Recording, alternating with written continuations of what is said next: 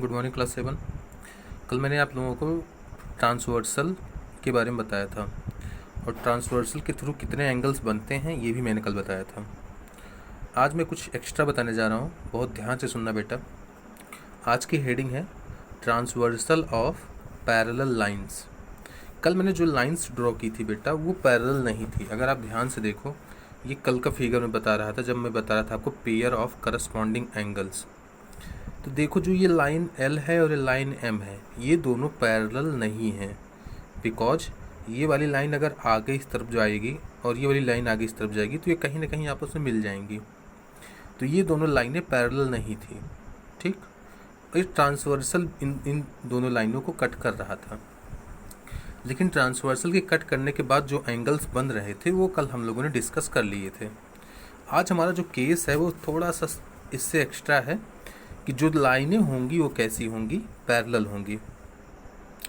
सो मान लो ये दोनों लाइनें पैरेलल हैं,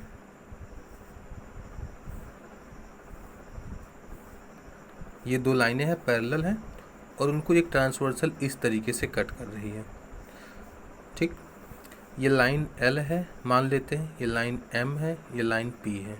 लाइन P क्या है, ट्रांसवर्सल है। लाइन L और M आपस में पैरेलल हैं, ठीक।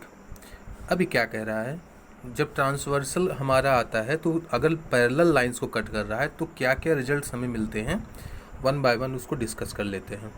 तो पहला जो मैंने रिजल्ट लिखा है वो क्या है, if two parallel lines are cut by a transversal each pair of corresponding angles are equal in measure. Corresponding angles कल मैंने आपको बताए थे बेटा कि क्या होते हैं, कैसे इनको फाइंड आउट किया जाता है। करस्पॉन्डिंग एंगल्स का मतलब क्या होता था बेटा, सेम पोजीशन। अब अगर इस फिगर को मैं ऐसे कर दूं, ऐसे, तो ये आपको याद आ जाए कल जो मैंने फिगर डिस्कस किया था। ये एंगल 1 था, ये एंगल 2 था, ये एंगल 4 था, ये एंगल 3 था, यही ना। उसी तरीके से ये एंगल 5 था, ये एंगल 6 था, ये एंगल 7 था, चलो ये 8 था और ये 7 तक। किसी भी नाम तुम कुछ भी रख सकते हो, उससे कोई दिक्कत नहीं है, ठीक है। तो ये मैंने एंगल्स बनाए थे। अभी क्या कह रहा है कि करस्पॉन्डिंग एंगल्स जो होते हैं वो आपस में इक्वल होते हैं। कब, जब दो लाइनें पैरेलल हों और उनको एक ट्रांसवर्सल कट करें। तो यहाँ देखो, एंगल 1 के करस्पॉन्डिंग एंगल 5 है, ठीक। इस फिगर को ऐसा कर देता हूँ, एंगल 1 के करस्पॉन्डिंग एंगल 5 है, एंगल 2 के करस्पॉन्डिंग एंगल 6 है, एंगल 3 का करस्पॉन्डिंग एंगल 7 है, एंगल 4 का करस्पॉन्डिंग एंगल 8 है, ठीक। तो सारे करस्पॉन्डिंग एंगल्स आपस में क्या हो जाएंगे बेटा, इक्वल हो जाएंगे। तो मैं यहाँ पे लिख सकता हूँ angle 1 is equals to angle 5। उसी तरीके से angle 2 is equals to, angle 2 के करस्पॉन्डिंग है एंगल 6, एंगल 6 इसके इक्वल हो जाएगा। एंगल 3 के करस्पॉन्डिंग है एंगल 7, तो एंगल 3 और एंगल 7 आपस में इक्वल हो जाएंगे। एंगल 4 और एंगल 8 आपस में करस्पॉन्डिंग है, तो angle 4 is equals to angle 8। तो ये 4 रिजल्ट हमें मिल सकते हैं बेटा पहले रूल से। और वो रूल क्या है कि अगर दो पैरेलल लाइंस को एक ट्रांसवर्सल कट करे तो करस्पॉन्डिंग एंगल्स आपस में इक्वल होते हैं। तो ये तो पहला रूल हो गया। अब आते हैं सेकेंड रूल पे। If two parallel lines are cut by a transversal, each pair of alternate interior angle are equal. Each pair, अब मैं फिगर को उस तरीके से बनाता हूँ जैसे कल मैंने बताया था। मान लो ये दो पैरेलल लाइंस हैं और एक ट्रांसवर्सल इसको ऐसे कट कर रही है। मान लेते हैं लाइन L है, ये लाइन M है, ये लाइन P है। Correspond alternate interior angles are equal. पहले तो सबके एंगल के नाम रख लेते हैं, एंगल 1, एंगल 2, एंगल 3, एंगल 4। इधर से एंगल 5, एंगल 6, एंगल 7, एंगल 8। अब कल ही मैंने आप लोगों को अल्टरनेट इंटीरियर एंगल्स के बारे में बताया था। पहली बात तो इंटीरियर एंगल्स, इंटीरियर मतलब इस दोनों लाइनों के अंदर कौन कौन है। तो 4 है, 3 है, 5 है, 6 है। अल्टरनेट का मतलब 4 का अल्टरनेट 6 है और 3 का अल्टरनेट 5 है, ठीक। तो हमारे लिए सिर्फ ये 4 एंगल ही इम्पॉर्टेंट हैं जब हम लोग बात करेंगे अल्टरनेट इंटीरियर एंगल की। तो अब ये क्या कह रहा है कि alternate interior angles are equal. जब दो पैरेलल लाइंस को कोई ट्रांसवर्सल कट करती है तो alternate interior angles are equal. तो मैं ये बोल सकता हूँ कि angle 4 is equals to angle 6 इस फिगर को देख करके, और angle 3 is equals to angle 5। Angle 3 is equals to angle 5। बस ये दो ही रिजल्ट आएंगे इस रूल से। ठीक है, alternate interior angles are equal. ठीक है, थर्ड रूल है बेटा हमारा, if two parallel lines are cut by a transversal then each pair of interior angles on the same side of the transversal are supplementary। supplementary का मतलब उन दोनों का सम 180 डिग्री आना चाहिए। तो अगर मैं एक फिगर ड्रॉ करूं, इनको एक ट्रांसवर्सल कट कर रही है, सपोज लाइन L है, ये लाइन M है, ये लाइन P है। सारे एंगल्स के नाम रख देते हैं 1 2 3 4 5 6 7 8। तो मैंने इन सब के एंगल्स के नाम रख दिए हैं। ये क्या कह रहा है कि then each pair of interior angles on the same side. Interior angles on the same side, interior angle कौन कौन है? 4 3 5 6। अब सेम साइड के कौन है? 4 और 5 सेम साइड के हैं, 3 और 6 सेम साइड के हैं।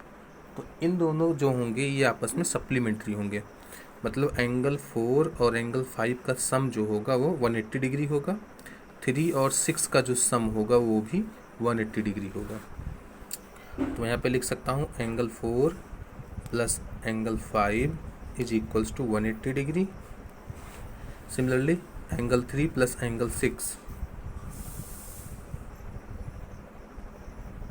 Is equals to 180 degree. ठीक है, तो बेसिकली बेटा ये 3 ही रूल हैं हमारे सिलेबस में। इन्हीं तीनों रूल्स को हमें याद रखना है और क्वेश्चंस को सॉल्व करना है। इन्हीं तीनों रूल्स पे ही क्वेश्चंस आएंगे। चलो कुछ क्वेश्चन सॉल्व कर लेते हैं जो इजी हैं। क्वेश्चन फर्स्ट है, if line L is parallel to M। ये जो दो लाइनें मैंने ऐसे से ड्रॉ की हैं ये पैरेलल का सिंबल होता है। L is parallel to M and T is transversal, then find. अब इस फिगर को देखो, L और M जो है ये दो पैरेलल लाइंस हैं और ये T जो है ट्रांसवर्सल है। अब इस T ने इन दोनों को कट किया। अब चूंकि ये दोनों पैरेलल हैं तो तुम्हें इस x डिग्री की वैल्यू बतानी है। यहाँ पे जो x दिया हुआ है ये कितना होगा ये आपको बताना है। अब इस फिगर को अगर मैं ध्यान से देखूँ बेटा तो 60 डिग्री और ये x डिग्री एक दूसरे के क्या हैं? अल्टरनेट इंटीरियर एंगल हैं। और अभी भी मैंने आपको बताया था कि अगर दो पैरेलल लाइंस को कोई ट्रांसवर्सल कट करे तो alternate interior angles are equal. तो alternate interior angles are equal होते हैं, इसलिए क्या होगा बेटा? x degree is equals to 60 degree. x की वैल्यू कितनी आ जाएगी? 60 डिग्री। और इसके लिए क्या लिखोगे बेटा कंक्लूजन? इसके लिए कंक्लूजन लिख देना कि alternate interior angles are equal.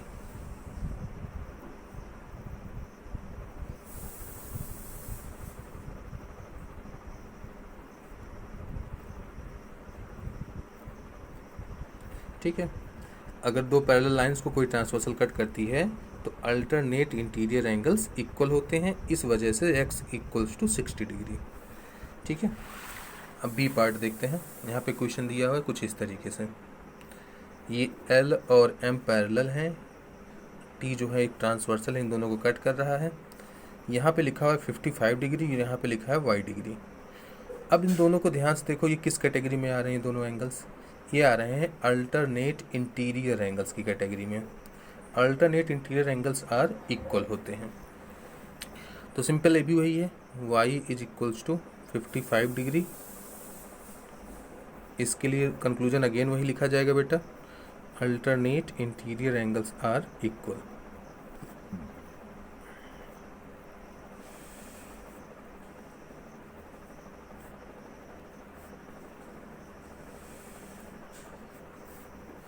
Similarly third question एक है हमारे पास सी पार्ट, ये दो लाइनें हैं पैरेलल हैं और उनको एक ट्रांसवर्सल कट कर रही है। यहाँ पे लिखा हुआ है 60 डिग्री और यहाँ पे लिखा हुआ है जेड डिग्री। अब तुम्हें जेड की वैल्यू बतानी है। अब इन दोनों को अगर मैं ध्यान से देखूँ, तुम्हारे पास 3 ही रूल थे। उन तीनों में से एक रूल ये था कि angles on same side, internal angles on same side. तो ये 60 और इस जेड, 60 और जेड जो है ये दोनों क्या है, सेम साइड हैं। तो सेम साइड वालों का जो सम होता है वो 180 डिग्री होता है। तो मैं लिख सकता हूँ 60 degree plus z degree is equals to 180 degree. तो जेड डिग्री क्या हो जाएगा बेटा, 180 डिग्री माइनस 60 डिग्री। तो जेड डिग्री हो गया कितना, 120 डिग्री। तो जेड की वैल्यू कितने आ गई बेटा, 120 डिग्री। और इसके लिए कंक्लूजन क्या लिखा जाएगा हमारे लिए, इसलिए हम लोग कंक्लूजन लिखेंगे angles on same side are supplementary.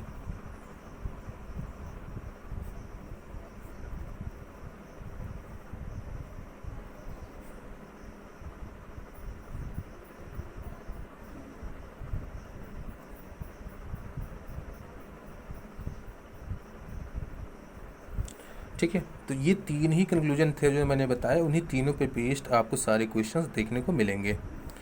I hope आपको आज का वीडियो समझ में आया होगा। Thank you.